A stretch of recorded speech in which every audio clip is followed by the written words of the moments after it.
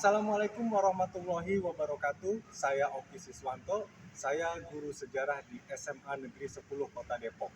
Saya mahasiswa PPG dalam jabatan Angkatan 3 tahun 2023. Hari ini saya akan melaksanakan praktek pembelajaran siklus 1 dengan model pembelajaran PJBL atau Project Based Learning. Selamat menyaksikan.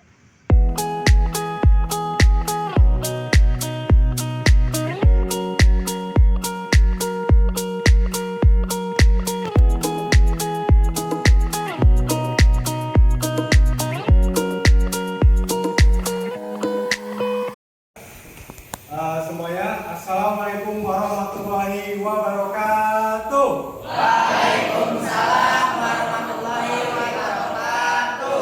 Selamat pagi semuanya. Pagi. Udah pada sarapan belum? Udah. Belum? Udah. Oke. Semoga hari ini semuanya sehat, semangat untuk mengikuti pembelajaran pada hari ini ya. Tapi sebelum kita mulai pembelajaran hari ini, silakan antar ketua kelas untuk dipimpin berdoa dulu ya. Sebelum kita belajar, kita berdoa dulu. Berdoa sesuai agama dan budaya masing-masing. Sudah selesai, berdiri salam.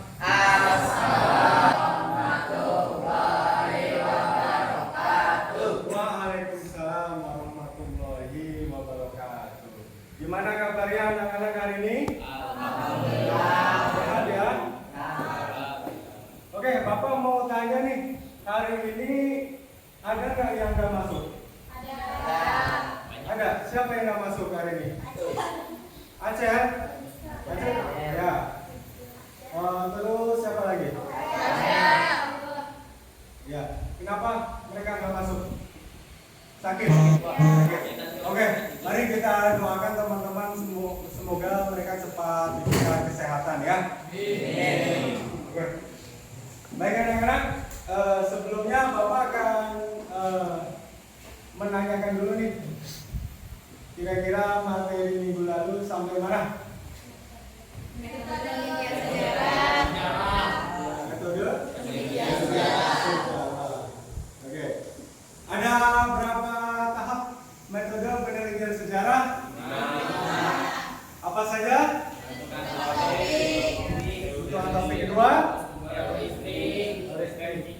Verifikasi, kemudian interpretasi dan historiografi. Heuristik itu ngapain? Mengumpulkan sumber. Nah, Bapak mau tanya lagi nih, kira-kira ada nggak benda di rumah kalian, ya, di rumah kalian yang menjelaskan atau sebagai bukti tanda kelahiran kalian? Apa? Akte boleh. Terus? Ya, jadi itu ya. Salah satu sumber atau bukti, bukti apa? Tertulis atau benda di rumah? Tertulis ya, yang membuktikan bahwa tanggal, tahun dan tempat kelahiran ya kalian. Oke ya. Jadi hari ini kita akan belajar tentang apa? Jenis-jenis sumber sejarah. Ya. Oke. Jadi tujuan pembelajaran hari ini adalah kalian mampu mengklasifikasi, ya, mengklasifikasi contoh jenis-jenis sumber sejarah, ya, berdasarkan sifat dan bentuknya, ya. Oke, supaya lebih semangat, mari kita semua berdiri dulu. Kita menyanyikan lagu.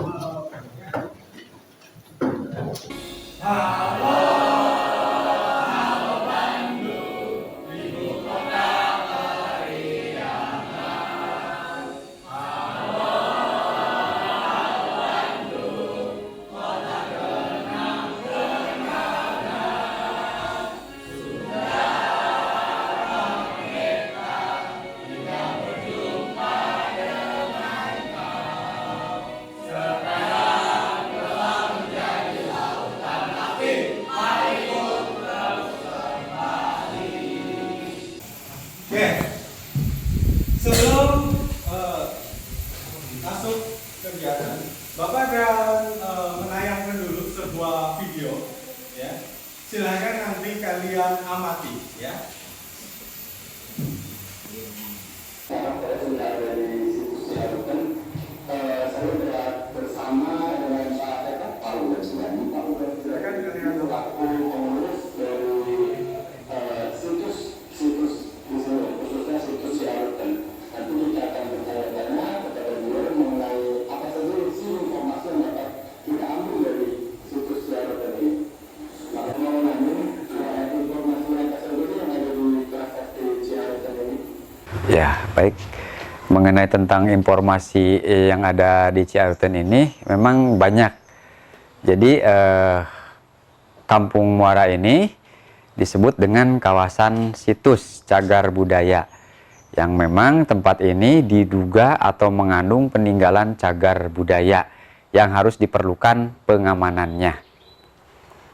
Untuk isi dari tulisan ini apa nih Pak dari prasasti Ciarutan ini?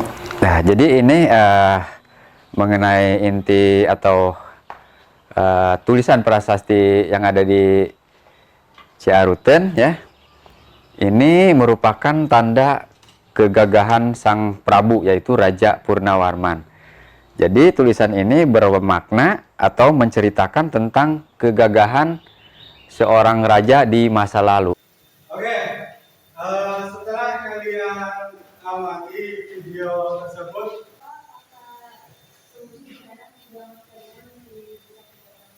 nah terkait dengan apakah sumber sejarah pada zaman kerajaan masih bisa kita temukan? Bisa saja, masih kita bisa temukan di zaman sekarang untuk menggali suatu informasi tentang bagaimana sejarah kerajaan-kerajaan zaman Hindu ataupun zaman Buddha.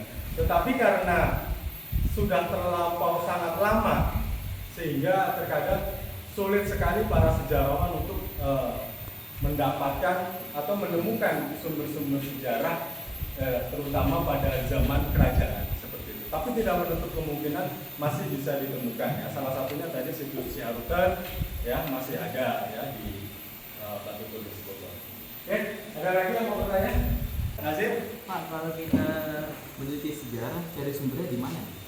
Cari sumbernya ya sesuai dengan tema atau topik yang kita ambil dalam penelitian sejarah. Contoh misalkan meneliti tentang kerajaan Tarumanegara, ya bisa ke situs Ciarutan tadi misalkan, ya. Kemudian kalian mau meneliti tentang peristiwa G30S misalkan, kalian bisa ke Museum Lubang Buaya seperti itu. Ya, jadi sesuai tema topik, ya. Artinya yang jelas kalau dalam meneliti sejarah itu pasti tentunya kita meneliti atau mencari dokumen-dokumen lama seperti itu, ya. Beda dengan penelitian-penelitian yang lain, mereka menggunakan buku-buku yang baru-baru. Tapi kalau sejarah itu pasti nyarinya yang antik-antik, ya, yang udah zaman-zaman bahula, ya. Semuanya serba antik klasik seperti itu, ya. Itu sip, ya. Oke. Oke, tidak ada lagi pertanyaan? Ada? Tidak ada, oke. Kalau nggak ada, nah sekarang coba kalian cari di internet, ya, cari di internet ada berapa jenis sumber sejarah.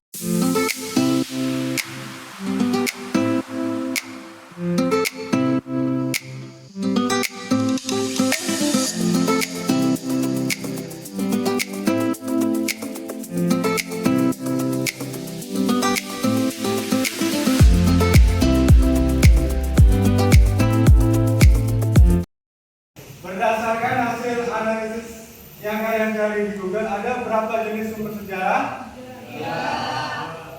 Dua. Sumber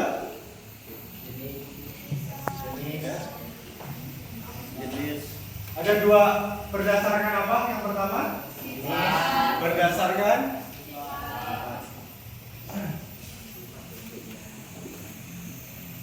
Berdasarkan sifat. Yang kedua berdasarkan apa? Bentuk. Berdasarkan bentuk.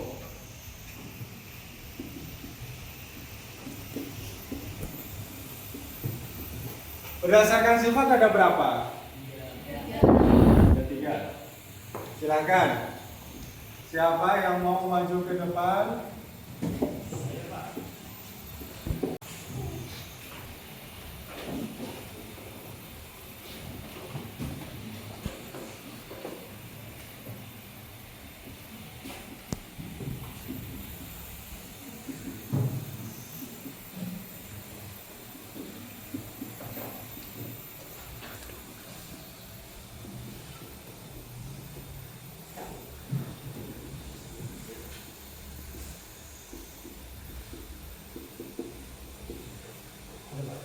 Ya. Oke, beri tepuk tangan untuk apa? 3 juga. Oke, siapa yang mau maju? Saya Pak. Oh, oke, Arbi, silakan Arbi.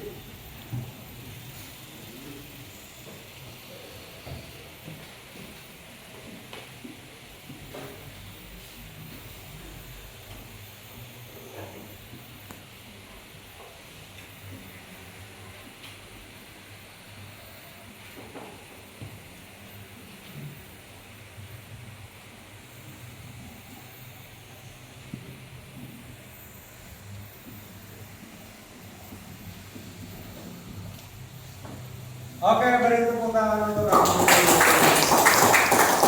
Ya, betul sekali. Berdasarkan bentuknya, sumber sejarah dibagi 3. Yang pertama, sumber besar. Kedua, kemudian yang ketiga, tertulis. Betul sekali. Oke, ya.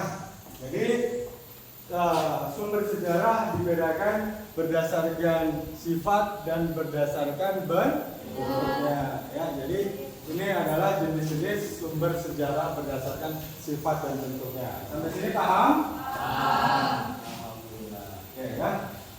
Sebelumnya Bapak akan memberikan satu buku, ya. Coba kalian amati buku ini.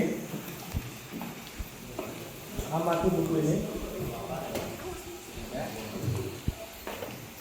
Amati buku ini.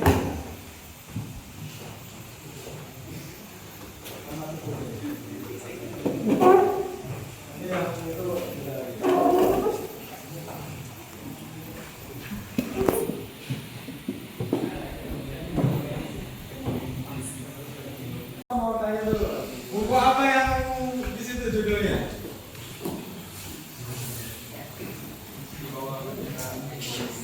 Di bawah? Ya, revolusi. Terus kamu di situ buku apa? Oke. Ya. Ini buku apa? Bukan apa? Menyambung lidah rakyat, ya. Ya, oke. Nah, di sini ada sumber primer, sekunder, dan tersier. Nah, sekarang Bapak mau tanya dulu sini. Ini apa? Di bawah bendera revolusi, termasuk sumber primer, sekunder, tersier.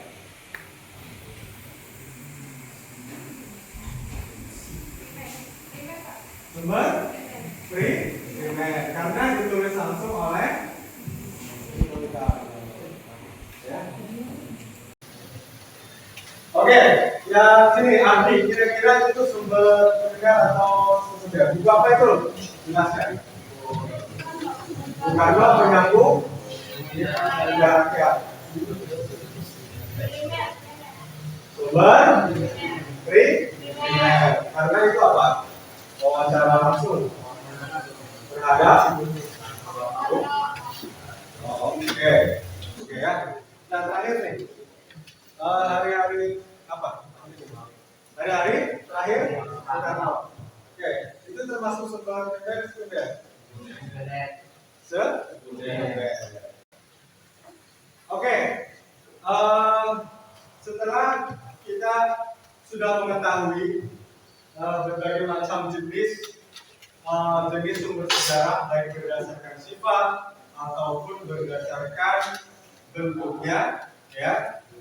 Sekarang kita akan menggali atau mengklasifikasi ya contoh jenis-jenis sumber sejarah berdasarkan sifat dan bentuknya.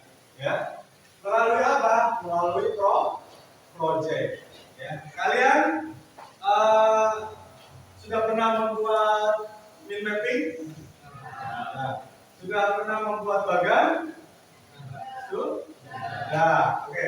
Nah, sama halnya seperti itu ya. Nanti kalian buat di kertas karton. Nanti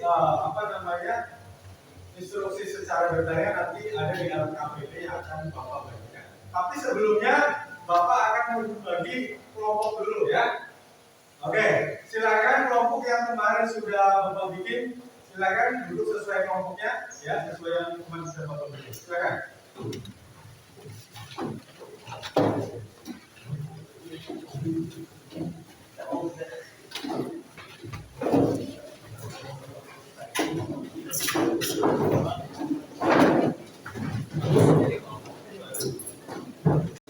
Oke, Bapak akan membagikan LKPD.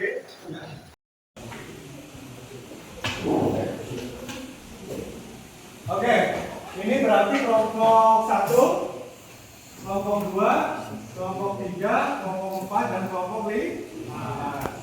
Oke, kelompok 3, kelompok 4, dan kelompok 5. Oke, silakan dipersiapkan alat-alat dan bahannya dimulai dari sekarang. Silakan.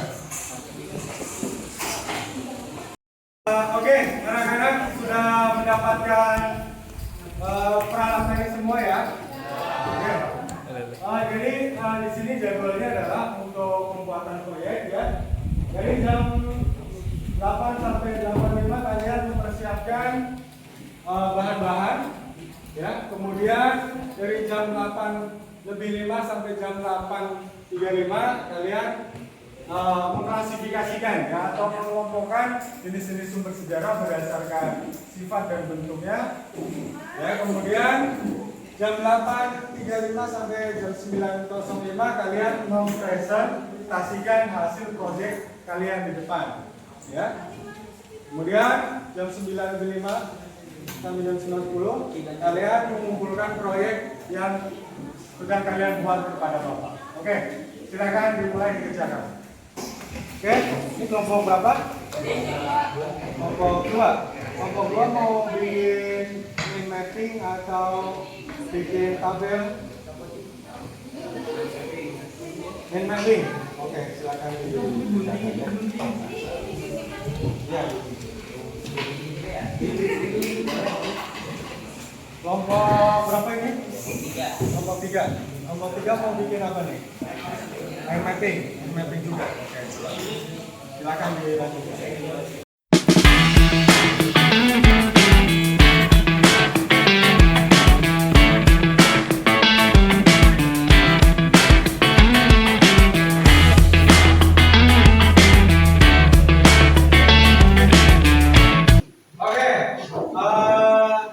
Sudah selesai hasil kerja proyeknya ya.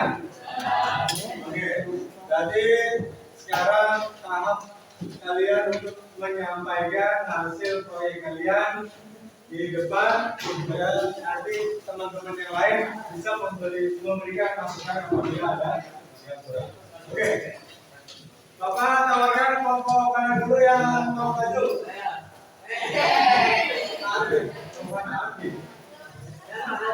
Kelompok berapa? 4. Oke, silakan. Assalamualaikum warahmatullahi wabarakatuh. Waalaikumsalam warahmatullahi wabarakatuh. Kita di sini dari kelompok 2. Sebelumnya kenalkan nama saya Dafa Abidafik.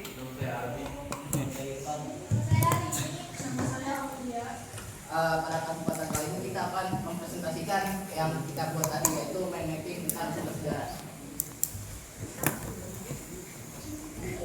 Misalkan di sini ada sebuah sejarah jenis sejarah itu ada bentuk yaitu lisan dan sifat primer. Nah di sini contohnya itu ada wawancara. Selanjutnya Selanjutnya ada sumber sejarah bertulis sifatnya primer. Contohnya ini ada dekret presiden. Nah, di sini juga dari pemimpin kita bertema pohon, yaitu berhubungan dengan sejarah. Sejarah itu dalam bahasa Arab itu diibaratkan dengan sejarah tun atau pohon yang maknanya itu bercabang atau berkaitan dari masa lampau sampai saat ini. Sekian dari kelompok kami. Mohon maaf jika ada kesalahan. Wassalamualaikum warahmatullahi wabarakatuh. Waalaikumsalam warahmatullahi wabarakatuh. Sampai sini Bapak mau bertanya apakah sudah paham semuanya? Adakah kendala-kendala yang kalian alami? Alhamdulillah semuanya paham ya. Oke. Kalau tidak ada, nah gunanya apa sih kita mau belajar ini? Ya, mau pelajari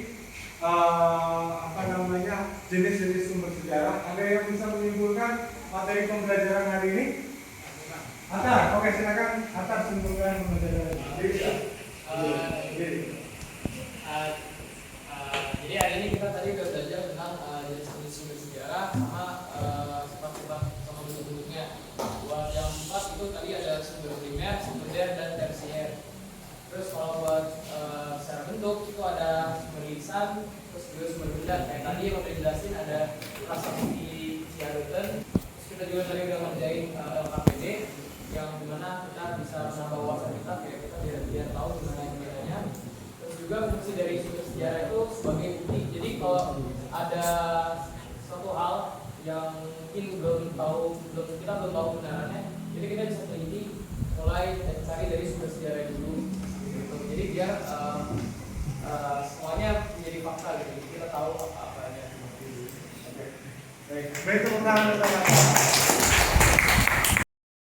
Ya, berupa foto-foto pada zaman dulu.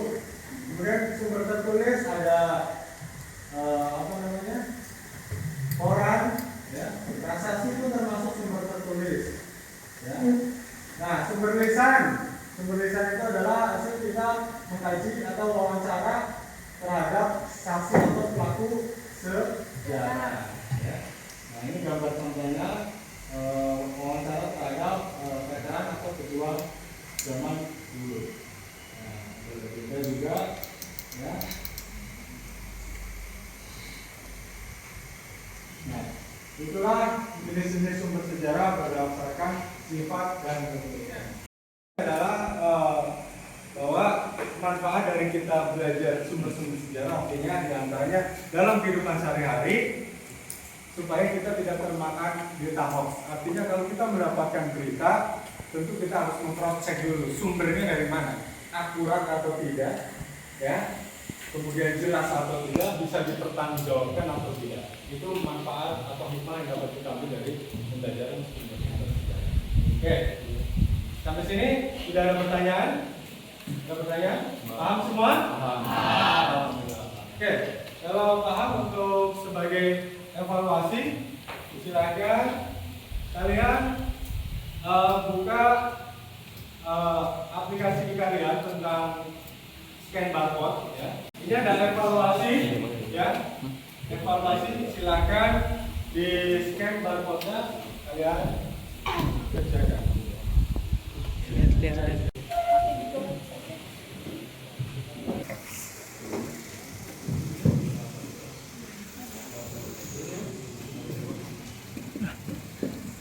Oke, sudah selesai semua ya evaluasinya ya. Nanti tinggal Bapak cek nilainya ya. Sudah selesai kan ya? Udah dikirim jawabannya? Oke, sip. Oke, setelah ini nanti kalian kumpulkan proyeknya ya dan LKPD yang sudah kalian isi. Setelah itu kita tutup dengan doa untuk pembelajaran hari ini. Oke ya. Silakan akan keluar kelas untuk ditutup berdoa mengakhiri pembelajaran hari ini. Oke, semuanya fokus dulu, kita berdoa dulu ya.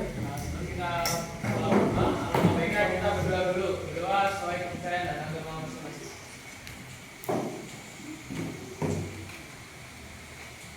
Berdoa selesai, memberi salam. Assalamualaikum.